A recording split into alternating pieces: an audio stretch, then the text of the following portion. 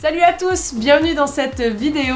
Aujourd'hui, on a décidé de faire un contenu vidéoludique super cool, génial, incroyable. Incredible! On va commencer aujourd'hui avec les histoires de Keo. Moi, je vais l'écouter, je vais essayer justement de jauger si c'est des histoires vraies ou des histoires fausses. Donc on se retrouve directement avec le début de l'histoire. En fait, non. Je vais faire juste quelques explications avant pour que tout soit facile à comprendre. Le thème, c'est la synesthésie. C'est un trouble de la perception par rapport au sens qu'on a. Pour donner un exemple, il y a des gens qui vont réussir à voir des sons. Genre, ils vont écouter quelque chose et par rapport à ce qu'ils entendent, ils voient des couleurs ou des trucs. Pas tout le monde va voir la même chose. Il y a par exemple des gens, pour les maths, ils vont voir des chiffres de certaines couleurs ou ce genre de choses. Tout ça, c'est en lien avec la synesthésie. À savoir que pour toutes les histoires que je vais raconter ici, ils ont été donc prouvés. Est-ce que c'est une maladie? Non, je crois pas. C'est juste un trouble de la perception des sens. Si vous avez pas compris, check si t'as pas compris avant de commencer la vidéo. Check! Première histoire, je dirais que c'est la plus longue, donc préparez-vous. Commençons avec l'histoire de Jason Paget. C'est un jeune homme tout à fait normal. Il voit des filles, il traîne avec ses potes, fait beaucoup de sport, il est athlétique. Et en gros, un beau soir, il sort avec ses potes, il va dans un karaoké. Elle est fausse. Non, j'ai cru. Ouais. Well done. Donc il arrive dans ce karaoké, il chante avec ses potes, il boit un coca, tranquille, rien d'extraordinaire. Et en sortant, en voulant rentrer chez lui, il y a deux personnes qui l'ont suivi. Il a pas trop fait de cas, mais tout d'un coup, l'un d'entre eux lui a frappé l'arrière de la nuque ultra fort, qu'il a sonné, il est tombé par terre. Ils ont continué à le tabasser. Lui, pendant ce temps, imagine, c'est le genre de moment où t'es comme ça en mode fœtus en PLS et tu penses que t'es tout seul, que tu vas mourir là et c'est horrible. Heureusement pour lui, il a été hospitalisé. Ils lui ont trouvé une contusion, il avait les reins qui saignaient. Rien de trop mauvais. Après ça, il a pu rentrer chez lui. Et c'est là que les choses ont commencé à déraper un petit peu. Il a commencé à avoir des TOC, les troubles obsessionnels compulsifs. Il a commencé à avoir ça, mais genre hardcore. Tu vas dans ta salle de bain, tu te laves les mains, tu te sèches les mains, puis après tu te dis merde, mon linge il était sale. Du coup tu te relaves les mains et tu vas fermer le robinet, tu prends un nouveau linge pour te sécher les mains et après t'es là genre merde, j'ai pas lavé le truc pour le robinet, du coup je l'ai retouché donc je vais me relaver les mains et c'est ça genre 20 fois de suite. Bref, un TOC. Il avait les mains propres. Moi. Ouais, oh putain! C'était pas très agréable pour lui, comme vous pouvez le deviner. Et il a commencé à être dépressif. Il a commencé à s'enfermer chez lui. Il dormait 3 jours à la suite. Puis quand il se réveillait, il se forçait à se rendormir tellement il était dans le mal. Il allait pas bien. Il couvrait ses fenêtres. Il prenait des clous, des marteaux pour mettre des planches et tout, pour tout couvrir. Bref, il voulait pas un paix de lumière chez lui, ok? Il était devenu casanier, quoi. Vraiment ouais. Pendant que tout ça se passait, il a remarqué aussi, bizarrement, que dans sa dépression, il y avait quand même une sorte de lumière. Il commençait en fait à pouvoir voir certaines choses qu'il n'avait jamais vues avant, mais des choses que genre personne ne voit en fait. Genre, il avait peur de devenir fou, il avait peur d'avoir de la démence ou quelque chose, d'où la raison pourquoi il était testé et donc non, il était pas fou. En gros, il voyait comme des formes géométriques partout. Il regardait l'horloge, il voyait les formes géométriques qui allaient suivre comme des patterns, comme des sortes de mandalas. Il regardait l'eau, quand l'eau coulait, t'avais des formes, c'était beau, il voyait vraiment des choses extraordinaires et il comprenait pas ce que c'était. Il sortait jamais de chez lui, s'il devait aller faire des courses, c'était la nuit pour voir le moins de monde possible. Mais il y avait quand même ce petit truc qui était là, genre putain en fait c'est cool. Peut-être, il savait pas trop. 3-4 mois après, il est enfin sorti de chez lui, la journée. Et là, de nouveau, il a vu tout, mais complètement différemment. Il voyait les mathématiques partout. Un délire. Dingue. Un jour, il s'est dit qu'il allait essayer de les dessiner, ces formes qu'il voyait. Et c'est devenu comme une sorte de thérapie, parce qu'il se rendait compte que quand il faisait ça, ça le calmait de fou. Il allait 1000 fois mieux, il pensait pas à tous ces tocs, tout ça, c'est comme si c'était inexistant. Il dessinait ses formes, ça lui faisait un bien de fou. Il a réussi à se guérir de sa dépression. Le jour où il est retourné à l'école, en cours de maths, il s'est rendu compte qu'il était extrêmement fort.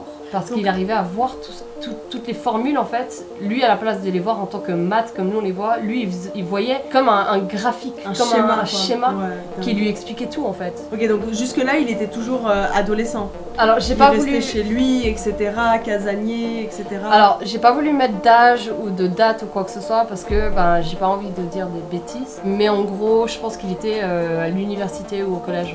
Ah ok, d'accord. Adolescent mais déjà indépendant.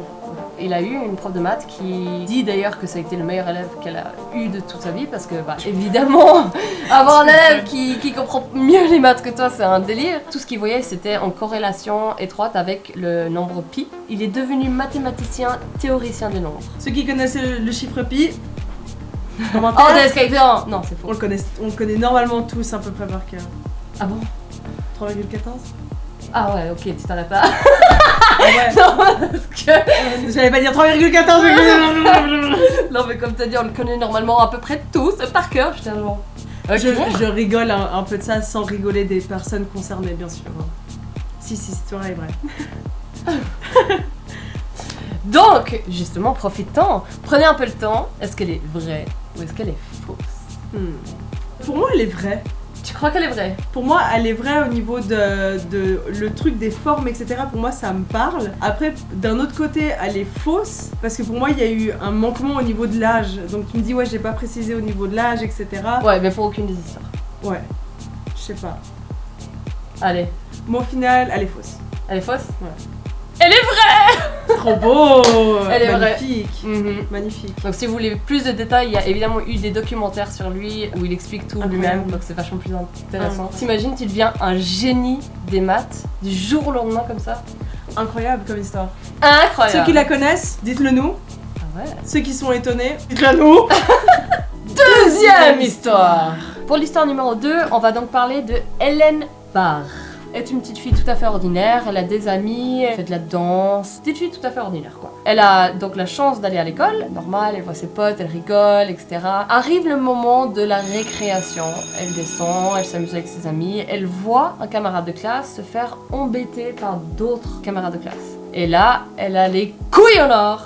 Elle débarque, elle le défend. Et heureusement, il y a quand même des adultes qui supervisent. Et avant que ça puisse arriver à un stade dégénéré, un adulte, il intervient, il remet les choses au clair. La sonnette de la récréation sonne, donc c'est terminé. Il retourne à l'école. Sauf que, quand elle rentre à la maison, ceux qu'elle a vu embêter l'autre, les mêmes l'ont suivi après les cours. Et ils l'ont également frappée. Elle n'a pas eu autant de chance. Elle a eu une contusion cérébrale, mais elle a également eu une paralysie au niveau des jambes, des deux jambes. Donc la danse, etc., c'était foutu. Heureusement, il y a également un adulte à ce moment-là qui a pu voir, qui a couru sur place. Malheureusement, n'a pas pu voir les autres enfants, donc n'a pas compris qu'est-ce qui s'est passé, mais a directement appelé une ambulance et elle a pu aller directement à l'hôpital, se faire... Ambulance! Ambulance! Oh, call an ambulance! Call an ambulance! But not for me! Et ses parents, ils ont couru sur place. Heureusement, elle va bien. Elle n'est pas dans un coma, elle va bien. Elle a dû malgré tout rester plusieurs semaines, plusieurs mois à l'hôpital. Malheureusement, elle n'a pas regagné l'usage de ses jambes. Mais un truc qui était superbe, c'est que pendant qu'elle était dans son lit d'hôpital, elle n'avait pas grand chose à faire. Donc ses parents, qu'est-ce qu'ils ont fait? Ils lui ont donné des crayons, des feuilles, etc. Et la surprise de tout le monde, elle savait sacrément bien dessiner. Mais genre sacrément bien dessiné. Elle savait dessiner, mais genre comme si c'était une photo. Une imprimante, la meuf. Ses parents, ils ont rien compris parce qu'elle l'avait jamais trop dessiné avant, ça n'a jamais été trop son délire. Ensuite, ils lui ont pris des crayons de couleur, ils ont remarqué qu'elle gérait excessivement bien la couleur, alors qu'elle a jamais rien appris sur quel code couleur utiliser, etc. C'était de la folie. Une fois qu'elle a enfin pu rentrer chez elle, ses parents, qu'est-ce qu'ils ont fait? Ils lui ont acheté plein de choses à créer en fait. Ils ont acheté de quoi sculpter, de quoi peindre. Elle gère tout! Putain. La sculpture, les peintures, un délire. Ce qu'elle préférait le plus, c'était la peinture à l'huile. Elle commençait un truc, elle commençait un autre, ensuite un autre, et un autre. Pendant que les autres, les premiers, donc ils se séchaient. Donc elle pouvait ne jamais s'arrêter, et genre tourner en rond, et faire comme ça, et juste continuer. C'est un délire, enfin... Les parents, ils comprenaient pas. Donc évidemment, ils ont retourné à l'hôpital pour voir qu'est-ce qu'elle avait, qu'est-ce qui a bien pu arriver. Elle également a la synesthésie, si c'est comme ça que ça peut se dire. Au bout d'un moment, les parents ont pu mieux comprendre qu'est-ce qui s'est passé parce que Hélène, en fait, elle entend des sons. Vibration. Alors d'après elle, elle dit que c'est un ange qui lui parle. mais qui lui parle pas avec des mots, mais avec comme des tonalités. Je crois que plus c'était aigu, plus c'était froid, et plus c'était grave, plus les couleurs sont chaudes. Wow. Donc plus elle entendait aigu, plus elle savait qu'elle devait aller dans les tons froids, etc. Et ensuite, elle parlait d'un certain grain qui faisait que quelque chose d'assez difficile à comprendre pour quelqu'un comme nous qui n'avons pas ça. On n'entend pas les couleurs. Mais elle était persuadée d'avoir un ange gardien qui lui disait exactement quoi peindre, comment le peindre, quelle teinte. Évidemment, il y a des effets secondaires. Elle entendait ses voix ou ses sons tout le temps, non-stop. Quand elle dort rarement plus de 4 heures. Elle dort régulièrement dans la journée, sinon elle tient pas. Enfin, elle s'est vraiment focalisée là-dessus et il n'y a rien d'autre qui l'intéresse. Elle est épanouie, hein, il n'y a pas de problème, mais c'est très particulier pour des gens comme nous. C'est très poétique d'un côté. Tu l'envies, cette capacité-là en fait à pouvoir faire ça, C'est et ça. autant justement tu te dis, je suis bien chanceuse aussi d'avoir ce calme entre guillemets. Ouais. Déjà moi quand je réfléchis trop, je suis là genre putain mais je pète un câble à réfléchir trop, mais si en plus de ça t'entends des sons, tu ressens tout, Ouais.